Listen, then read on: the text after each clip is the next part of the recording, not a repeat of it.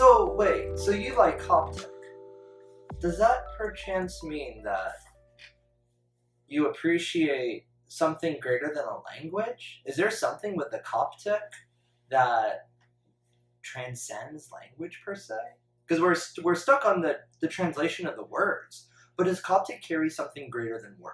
I feel like Coptic is a lifestyle, not just by language, but the Coptic Church is home to one of the great saints, Saint Anthony, who was the father of monasticism, and his description of a monastic lifestyle is Coptic, and others may try to replicate or add their own twist, but it's never really as genuine, Well, we find in there, as authentic. yeah, what we find in there with Saint Anthony and others, we find a spirit.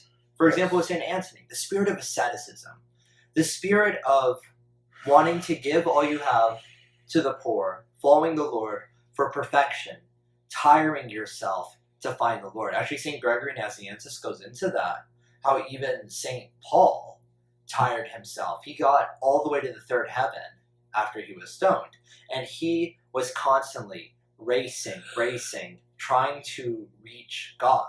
And that's the sort of spirit we carry in the Coptic. Well, how does that work with language? I'm going to help you out now. Now I'm on your team. Well, what we see here is something that definitely transcends language. It's a spirit and it's prayer. You love the Coptic because when you hear the words, it's not just, oh yeah, let me look in the translation. And sometimes the translation isn't that great. There's that one hymn that talks about the different trees that are happy, that the Lord is, it wasn't baptism, one of the minor feasts, happy that the Lord did something. I forgot what it was.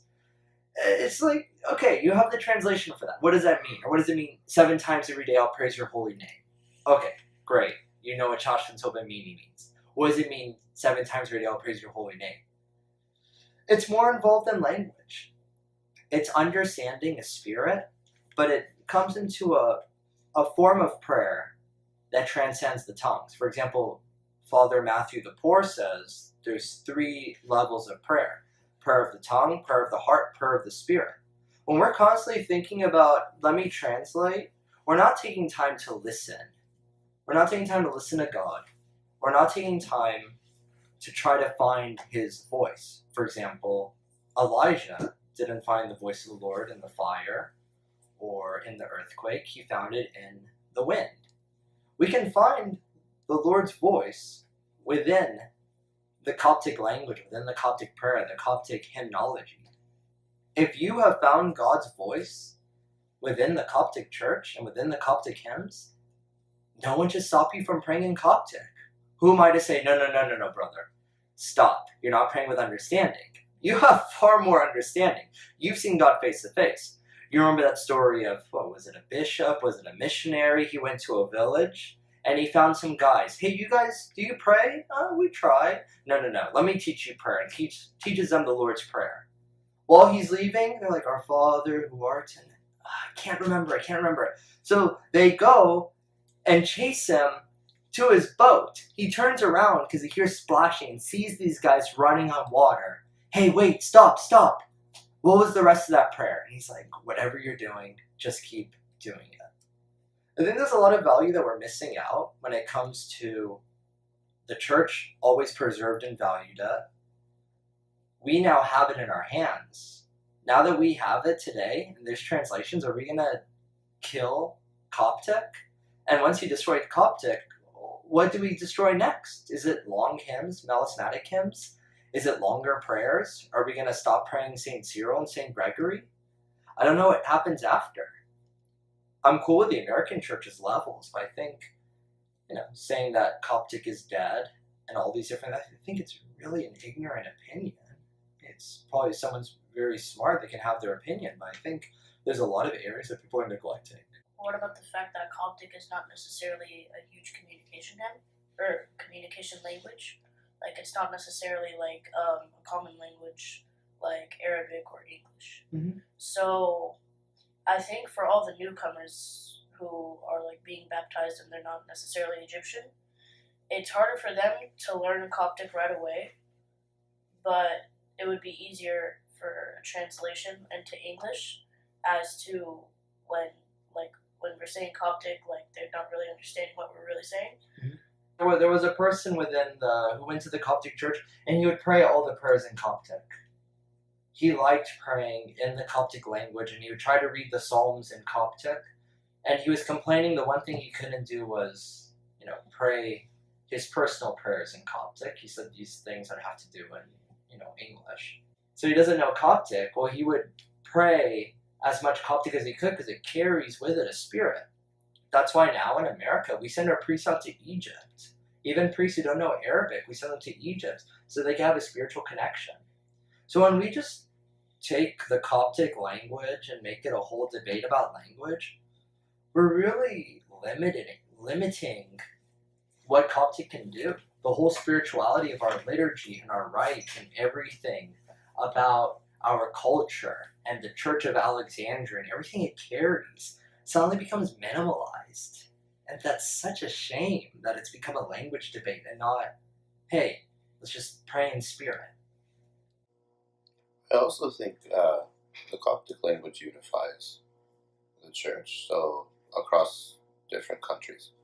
So when I say that, I mean, for example, you go pray a liturgy in France, and then a liturgy in Bolivia, and a liturgy in the United States, and a liturgy in Australia.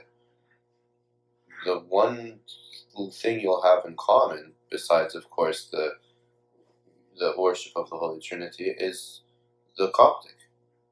All the hymns are unified in Coptic. And there are committees that are trying to unify hymns in English and in Arabic, but that's still a long ways. That still has a long ways to go. Well, that's a smaller geographic domain. That's just in English. Okay, that's America and that's Britain. But when it's Coptic, now it's something that you can go to Japan. You can go to Japan and all over the whole world. All the responses are the same in Coptic in every church in the world. Yeah. So why would you want to eliminate something that brings everyone together? Yeah, and even that we see within our greet one another with a holy kiss. It's reconciling with everyone, or we even consider the communion itself. All mankind united in Christ. As St. Paul says in Galatians, neither Greek nor Scythian or any other division. Now we're all united, one and all, in Christ. I think that's an amazing asset of Coptic. I think there's a lot of amazing things when it comes to the education, the desire to learn. I think we do need to learn more Coptic, especially because how else are we going to be able to translate the rest of St. Shenoute's work? It's a great deal that this man wrote. And I think it was just January 2017, Oxford published another one of his works. If we're not doing Coptic, there's a lot of people who love it, then who's going to be inspired to do that sort of work? Who's going to be inspired to learn these hymns? Who's going to be inspired to carry the church as far as it's gone? From the 4th century to the 21st, well, who's going to carry it to the 22nd, 23rd, etc.? So pray in the spirit of St. Shenoute that we continue moving forward, studying Coptic, learning from it, and actually, let's just get some final application advice. Let's say I don't know any Coptic. What can I do today to maybe grow in Coptic? Coptic churches and the Coptic lifestyle is all about zealousy. You see, if you ever visit a Coptic monastery, you see the way the monks like to work. It's with a lot of zealousy and with a lot of willpower to, attain more knowledge, perfect a certain skill they may have. And I feel like we can apply that to our spiritual lives when we are trying to, whether it's learning more about what you read in the scripture, or if you're trying to learn the Coptic hymns, you must be zealous. I think that if there's a will, there's a way, obviously, number one. Number two, you have to do this all in the right spirit, and that's the spirit of prayer. If you are doing this with the intention of doing it for the heck of it, you're really not doing yourself any good, because Coptic is you become a fanatic. Yeah. You're zealous with no purpose. Coptic is a language of prayer. Coptic is is a lifestyle. It's not just a language. And this is what the church has. The church provides us with very, very beautiful prayers, and we are thankful to God for giving us such an easy avenue to use for His glory.